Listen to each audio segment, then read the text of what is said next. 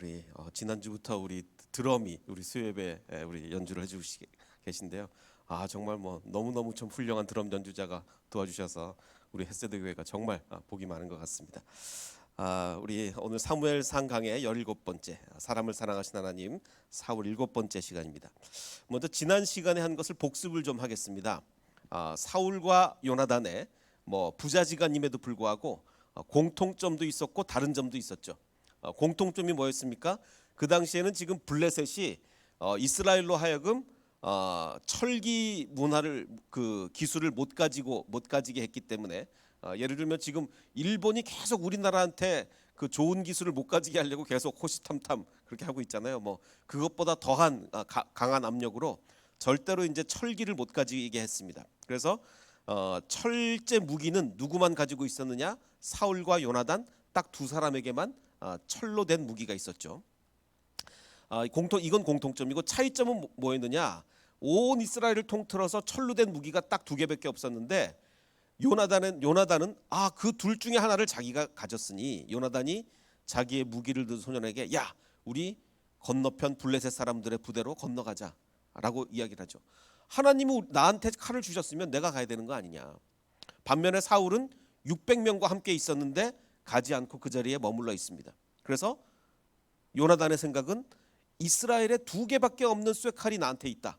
그러면 내가 가란 얘기지. 하나님의 생각은 나한테 가란 얘기다 이거는. 근데 사울은 쇠칼이 두 개밖에 없는데 어떻게 가냐. 바로 이거죠. 자, 할 수 있는 이유를 생각하는 사람이 있고 할 수 없는 이유를 생각하는 사람이 있습니다. 할 수 있는 이유, 할 수 없는 이유. 하나님의 일을 할 수 있는 이유.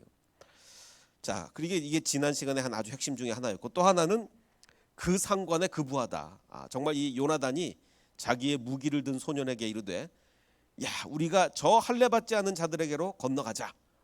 여호와의 구원은 사람이 많고 적음에 달리지 아니하으니 너랑 나랑 딱 둘뿐이지만 우리 하나님의 일을 하러 가자라고 하니까 무기를 든 자가 그에게 이르되 야 당신의 마음에 있는 대로 다 행하여 앞서가소서.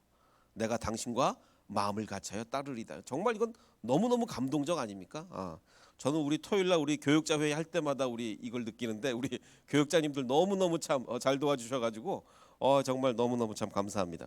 정말 요거는 그 상관의 그 부하보다 그 상관보다 훨씬 뛰어난 부하라고 우리 교회는 햇스드 교회는 할 수가 있겠습니다.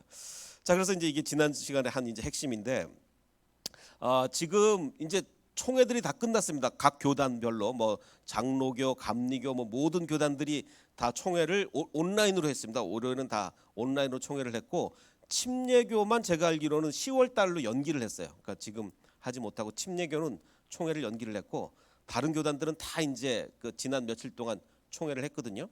자 그런데 그래서 이제 그 아주 이제 그 유력 그 일간 신문에 이런 기사가 났습니다. 지난 21일에 하나님 까불면 죽어라고 했던 그 전광훈 씨를 이단이냐 아니냐 오늘 결정된다. 오늘 이제 각 교단에서 총회를 하니까 이제 오늘 결정되는 날이다. 결과를 지켜보자라고 이제 그 유력 일간지에서 이렇게 기사를 냈습니다.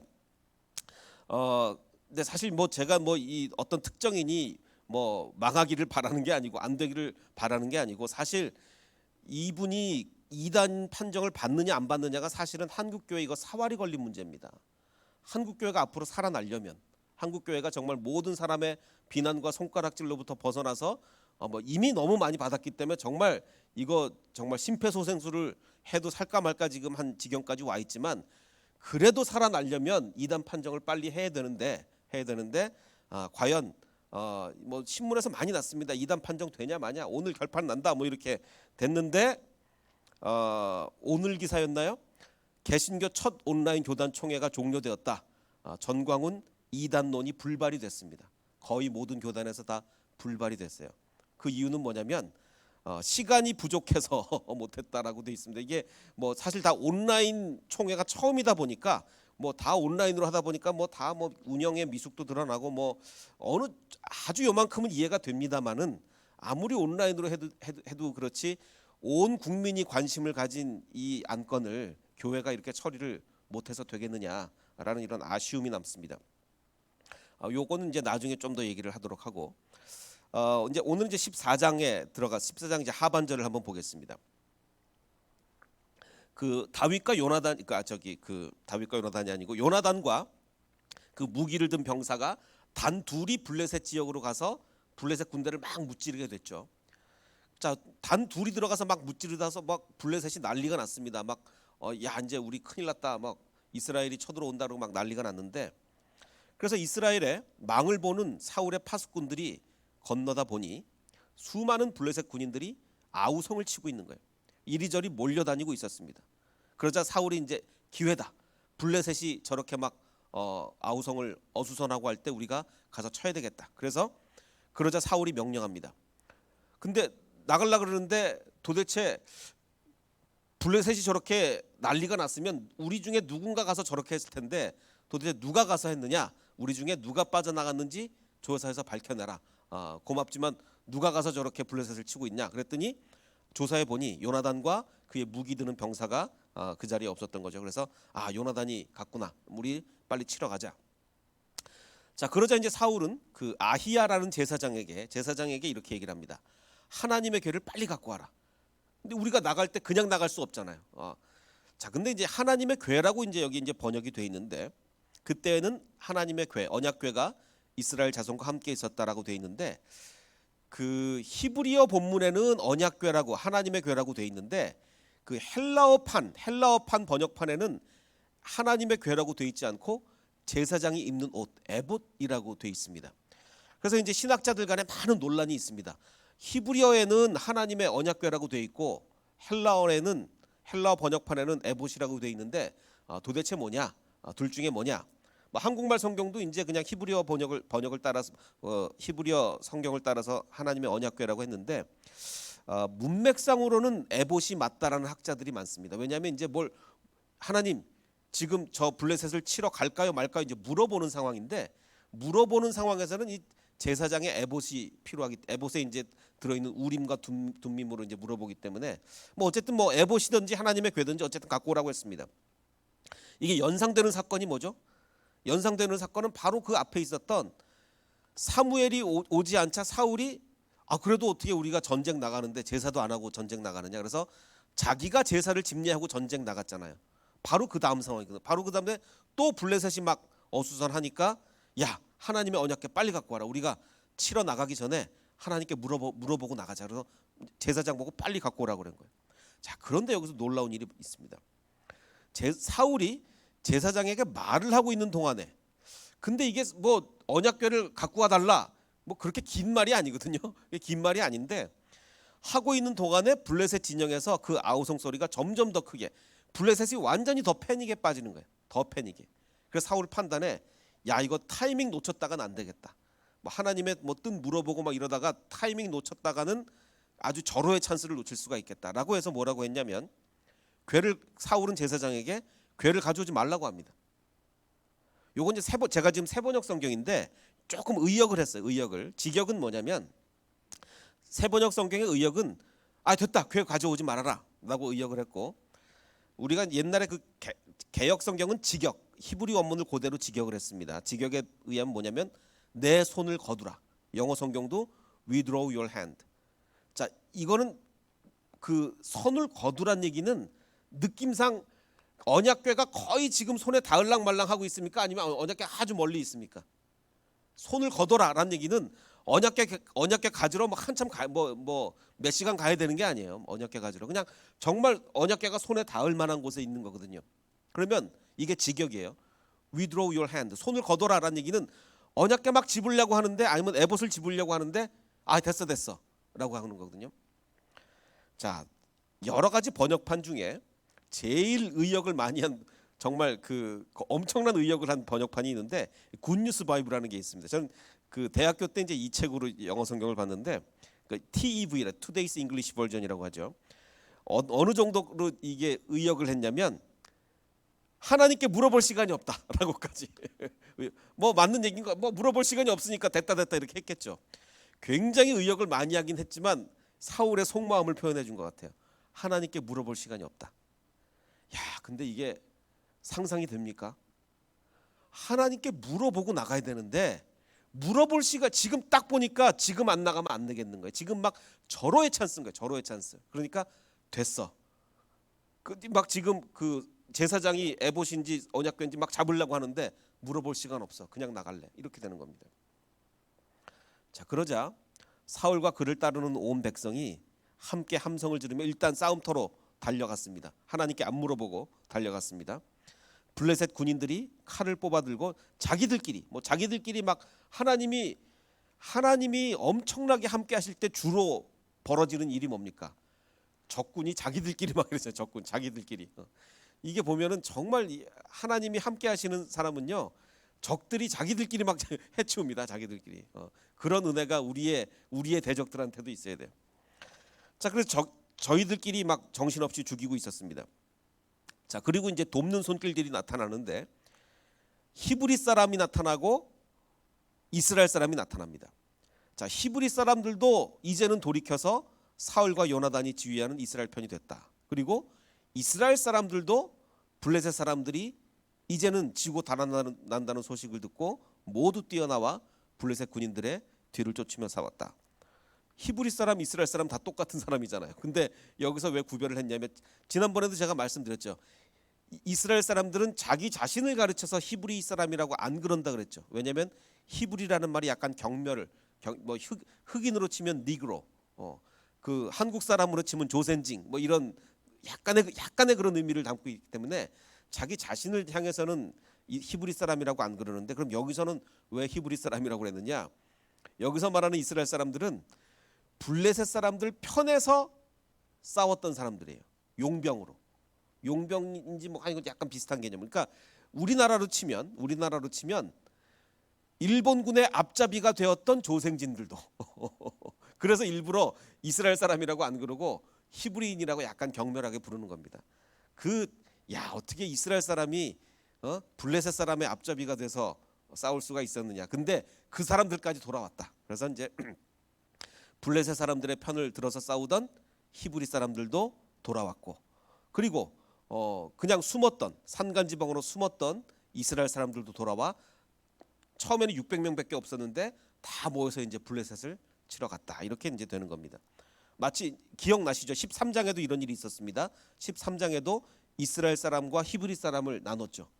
이스라엘 사람들은 블레셋이 왔을 때 그냥 숨은 사람들을, 그냥 도망간 사람을 이스라엘 사람이라고 했고, 좀 과하게 도망간 사람들, 요단강을 건너서까지 도망간 사람을 히브리인이라고 약간 경멸해서 이렇게 불렀습니다.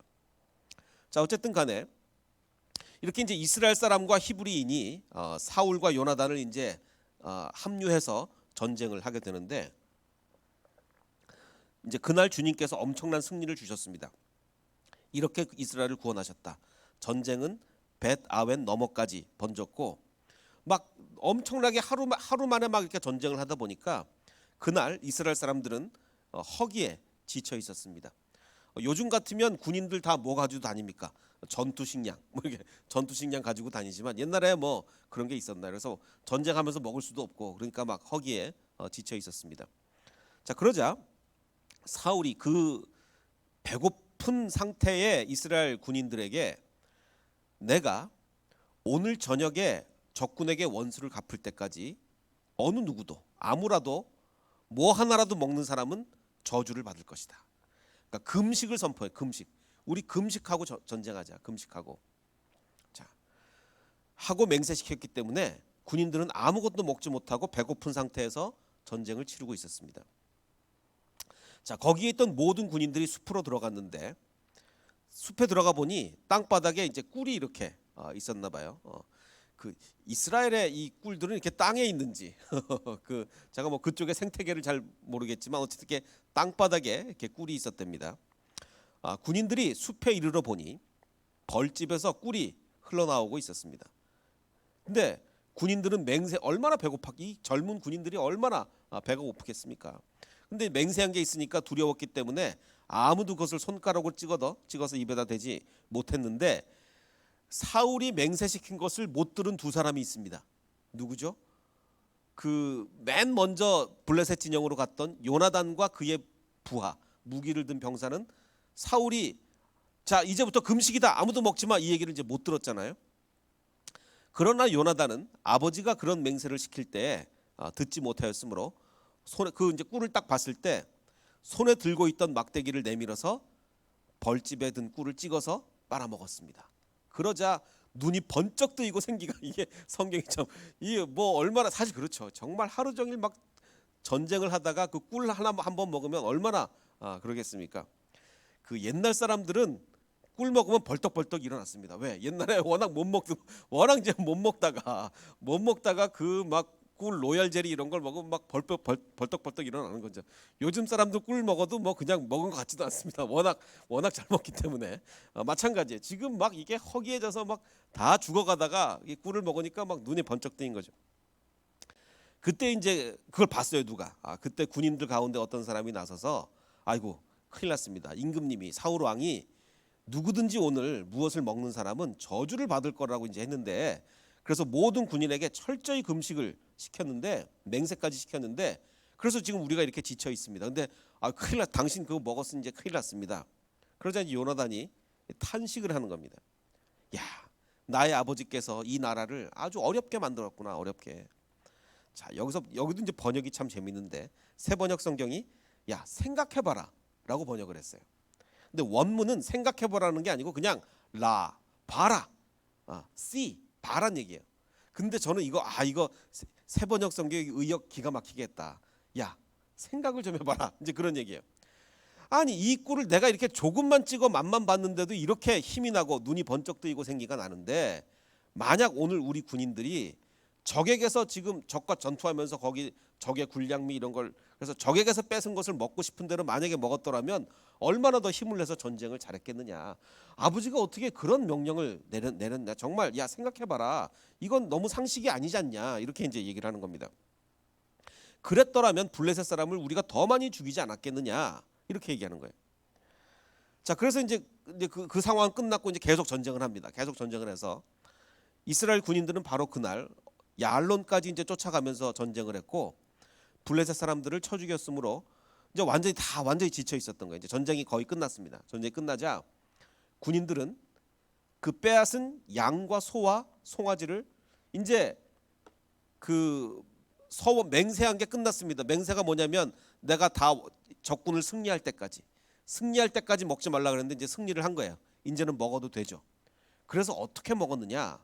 소와 송아지와 양을 막 끌어다가 땅바닥에서 잡고 피채로 먹었습니다. 우리한테는 문제가 안 되지만 이때 당시 율법으로는 굉장히 큰 잘못을 범한 거죠.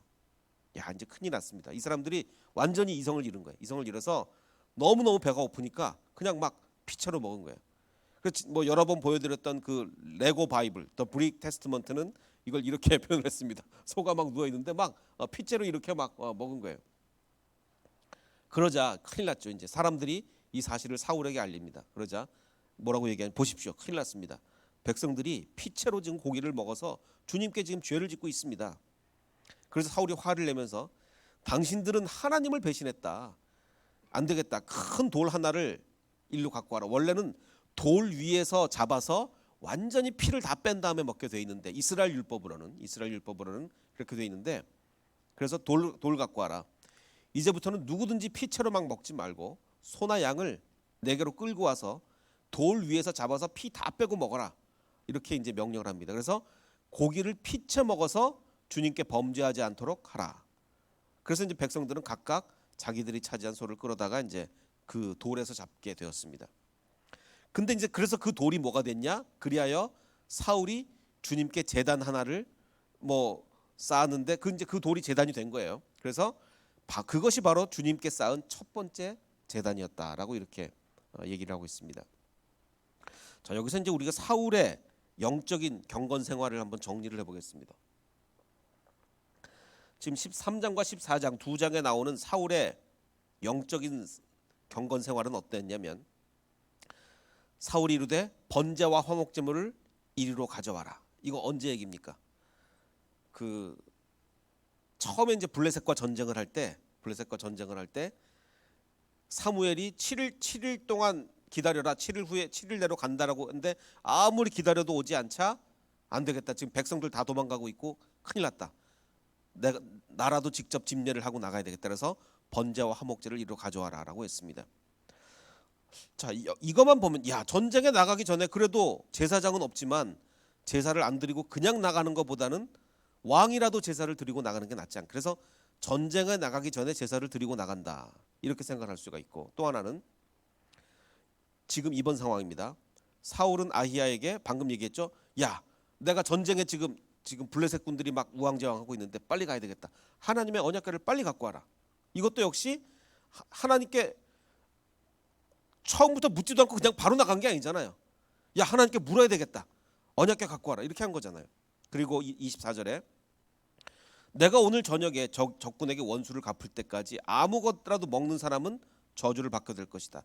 금식을 선포하는데 자기는 먹으면서 백성들만 금식시킨 거 아니죠. 자기도 금식을 했어요. 자, 이렇게 보면 야, 굉장히 어쨌든 그래도 자기가 집례를 해서라도 어쨌든 예배를 드리고 전쟁에 나가려고 했고, 어쨌든 하나님의 언약궤를 갖고 와서 하나님께 물어보려고 했고, 어쨌든 금식을 선포하고, 정말 이 전쟁하면서 금식하는 일이 보통 일입니까?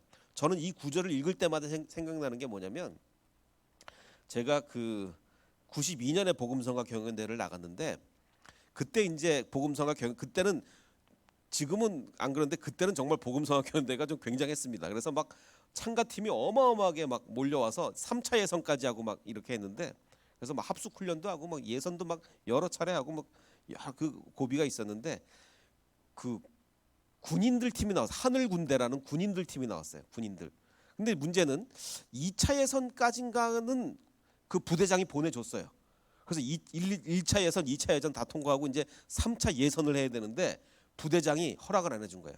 니네 왜 자꾸 나가냐? 왜냐면 계속 불러내니까. 그래서 허락을 안 해준 거예요. 근데 이 젊은이들이 너무너무 찬양을 하고 싶어가지고 뭘 했냐면 금식을 했습니다. 금식. 훈련 받으면서 금식해 보셨어요? 우리 다 군대 갔다 오셨어요. 훈련 받으면서 금식이 됩니까 이게? 그 젊은 군인들이 훈련 받으면서 금식이 되냐고요, 군인들이. 와, 근데 이 군인들이 금식을 했어요. 결국은 나왔습니다. 결국은 그래서 본선까지 진출을 해가지고 인기상인가 받았어요. 참, 그래서 저는 그 이 하늘 군대라는 이 젊은이들이 너무너무 참 그때 기특하고 대견하고, 이 구절을 읽을 때마다 야, 어떻게 이게 전쟁하면서 금식하는 거 보통 일 아닌데 어떻게 금식을 했을까 그런 생각을 했는데, 어쨌든 사울은요 자기도 금식을 한 거예요. 자기도. 자, 그 다음에 또 사울이 뭘 했냐면 막 피채로 막 소를 잡아먹는다 그러니까 당신들은 하나님을 배신했다. 어떻게 그러냐? 빨리 돌을 갖고 와서 돌 위에서 잡아먹어라. 율법을 어기지 않도록, 주님께 범죄하지 않도록 해라. 그래서 백성들이 율법을 범하지 않도록 했고, 그리하여 사울이 주님께 제단을 하나 쌓았는데 주님께 쌓은 첫 제단이었다. 자, 이런 얘기를 우리가 지금 이걸 쫙 보면, 아니 이게 사울이 정말 하나님이 버릴 사람인가? 하나님이 버릴 사람인가? 자, 근데 이제 이걸 다시 면밀히 뜯어보면 그렇죠. 이게 지금 사무엘을 기다리다가 자기가 집리한 것은 사실은 이 사울은요 예배 형식에 대단히 치중한 사람입니다. 예배 본질이 아니라 형식, 즉 예배를 드렸느냐 안 드렸느냐 그게 중요한 거지, 예배를 통해서 내가 정말 하나님께 헌신했느냐, 정말 하나님을 만났느냐, 하나님께 정말 순종하고 싶은 이게 아니에요. 예배를 드렸냐 안 드렸냐, 그야말로 율법주의입니다. 보여주기식, 미신적 제사가 뭡니까? 미신적 제사.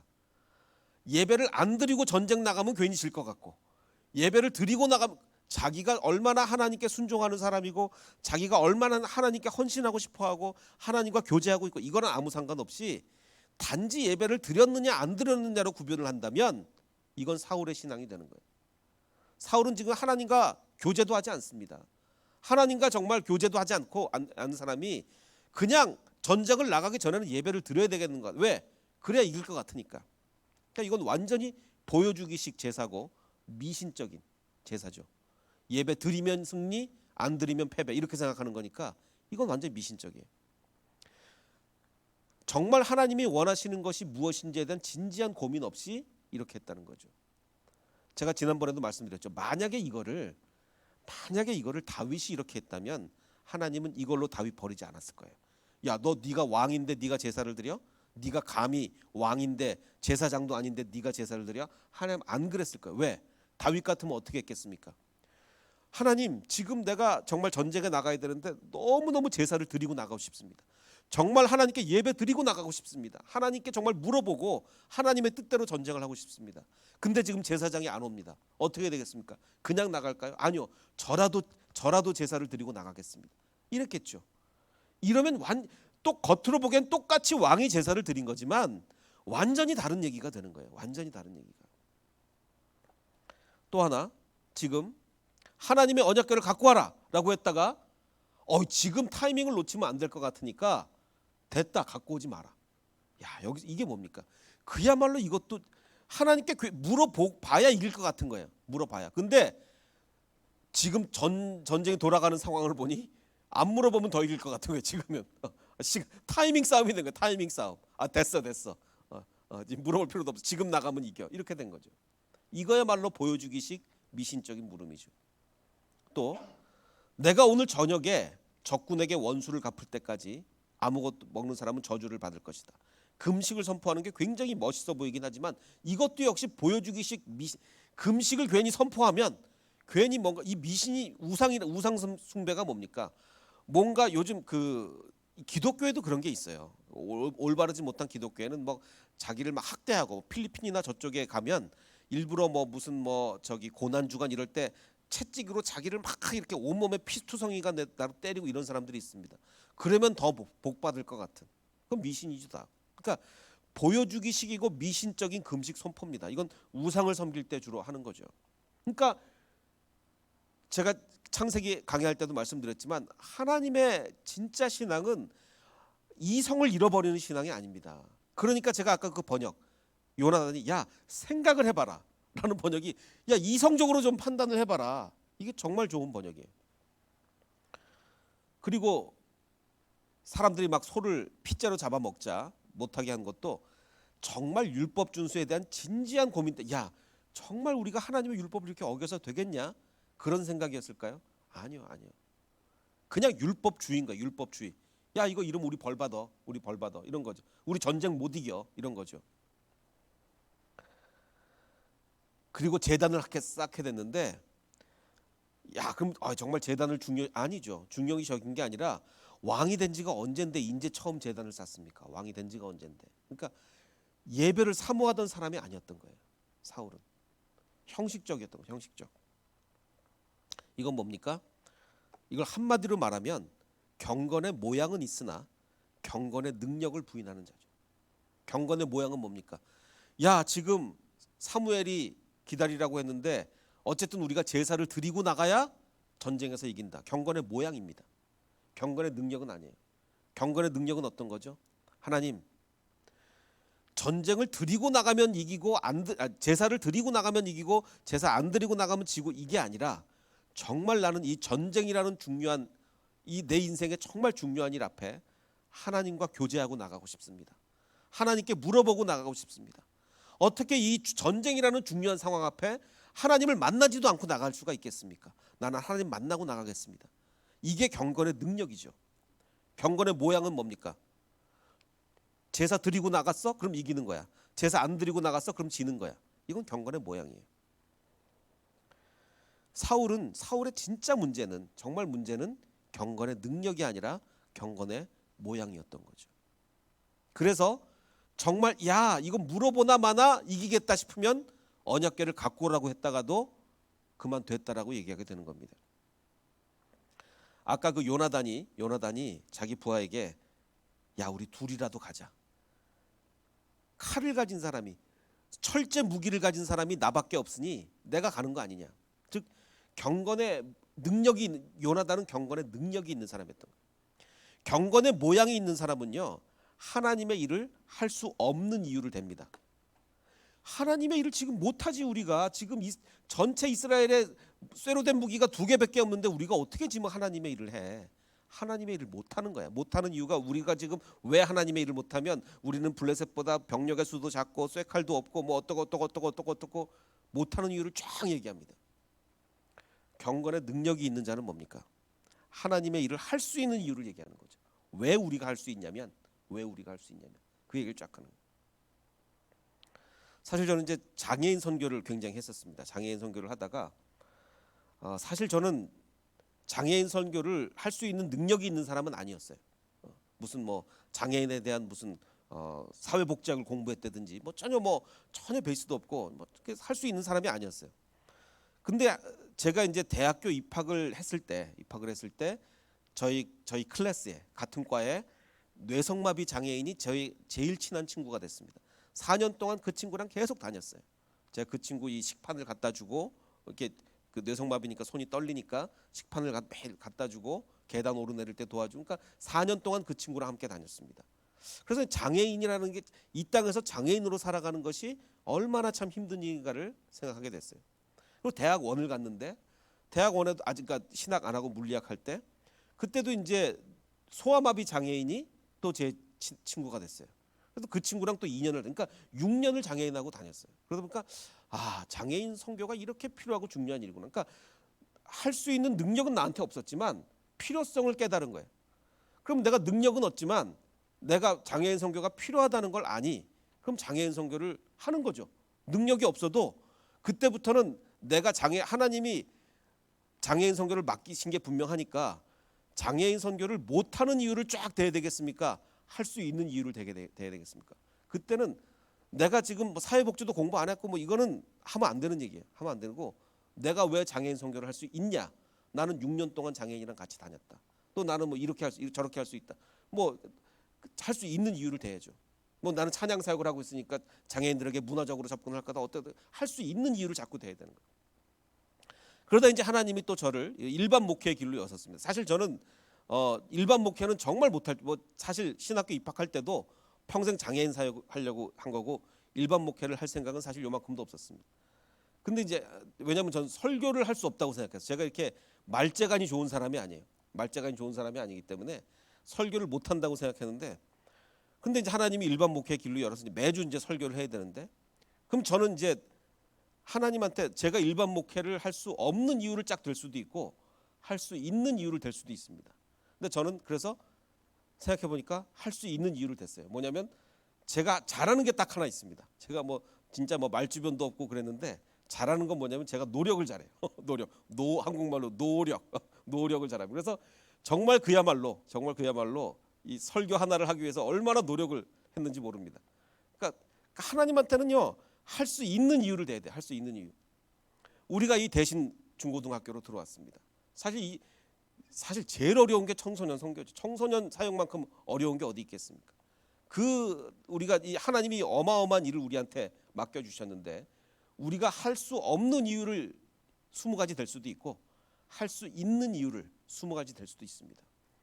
우리가 경건의 모양이 있는 자가 아니라 경건의 능력이 있는 자가 되려면 할 수 있는 이유를 대야 돼요. 우리가 왜 청소년 선교를 할 수 있느냐? 왜?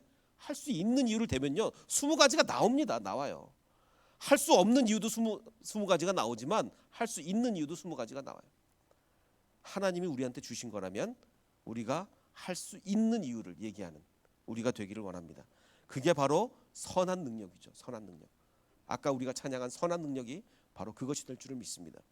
그래서 하나님이 우리에게 부여하신 그 사명 앞에서 할 수 없는 이유를 대는 우리가 아니라 요나단처럼 할 수 있는 이유를 대는 저와 여러분이 되시기를 주님의 이름으로 축원합니다. 우리 아까 불렀던 찬양 선한 능력으로 정말 요나단처럼 선한 능력을 갖기를 원합니다. 칼이 나한테 있으니 내가 나가는 거죠. 하나님이 나한테 칼을 왜 괜히 주셨겠습니까?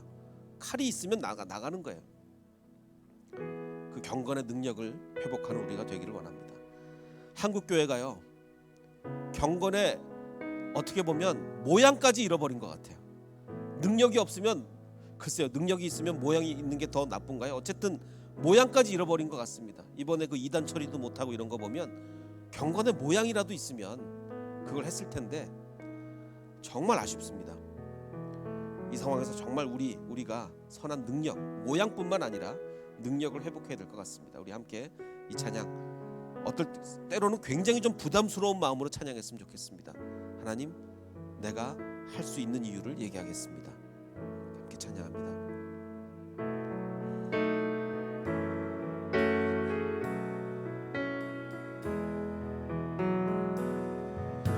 주 선한 능력으로 안으시네.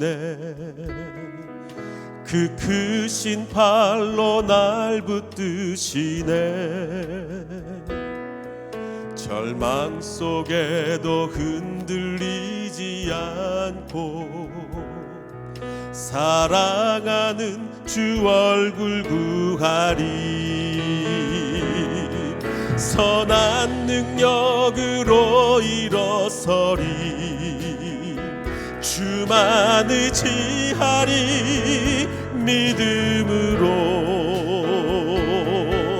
우리 고대 안에 주 오실 그날 영광의 새날을 맞이하리. 이전에 괴로운 날에 워싸고 고난의 길을 걷는다 해도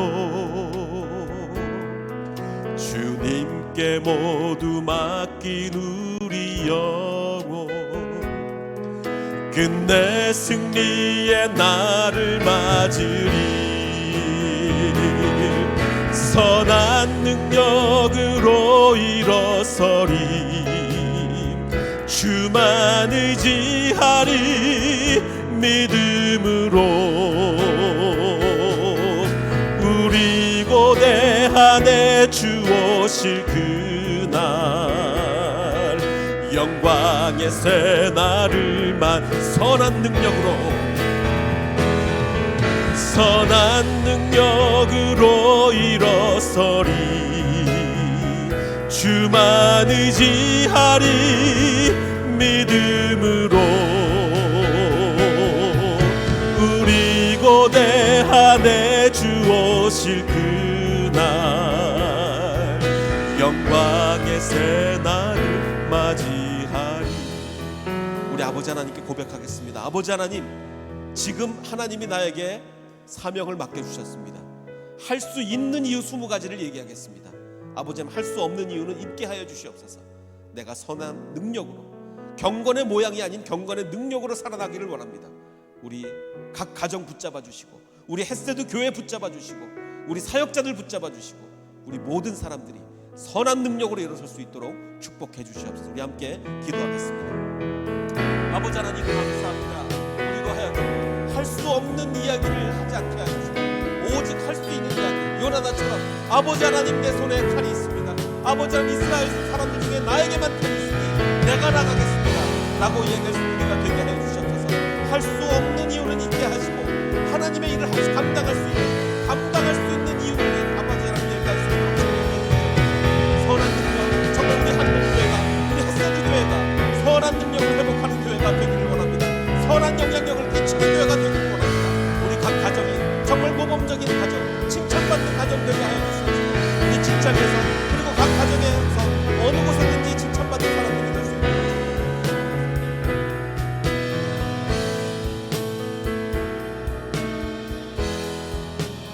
우리 마지막으로 한 번 더 3절 찬양 드리고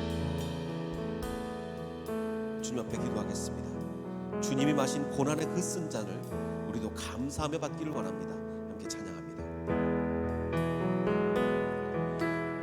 주님이 마신 고난의 쓴 잔, 주님이 마신 고난의 쓴 잔을 우리도 감사하며 받으리.